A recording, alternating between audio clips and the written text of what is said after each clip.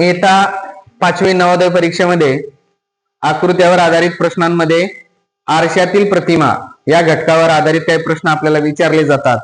त्या आरशातील प्रतिमा आपल्याला कशी ओळखायची हे आपण पाहूया. उदाहरणार्थ FN शब्द हा शब्द दिलाय आणि ज्या बाजूला आपल्याला आरसा दिलाय हे आरशाचं चिन्ह आहे. आरशाचं चिन्ह ओळखा बघा कसं ओळखायचं, असं दाखवलेलं असतं. हा आरशाचं चिन्ह आहे.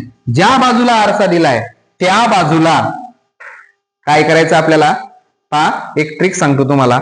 या पद्धतीनं शब्द दिलेल्या आपल्याला कच्च्या कामाच्या ठिकाणी जशाच तसं शब्द लिहायचा किंवा छोट्या चिठ्ठीवर कागदावर जर लिहिला आपण आणि तो असा लिहायचा की जेणेकरून त्याच्या मागच्या बाजूला तो काय झाला पाहिजे, दिसला पाहिजे, मागच्या बाजूला तो उमटला पाहिजे.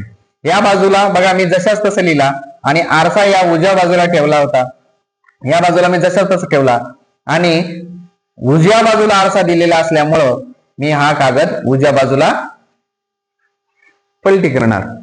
ही झाली आपली आरशातील प्रतिमा. समजलं?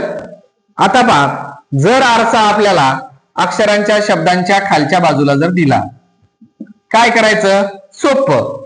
त्याच पद्धतीनं अक्षर शब्द जशाच तसं लिहायचा आणि खालच्या बाजूला आहे म्हणून हा कागद मी असा खालच्याच बाजूला पलटी करणार. म्हणजेच मला या शब्दाची आरशातील प्रतिमा ही दिसणार. समजलं? ओके.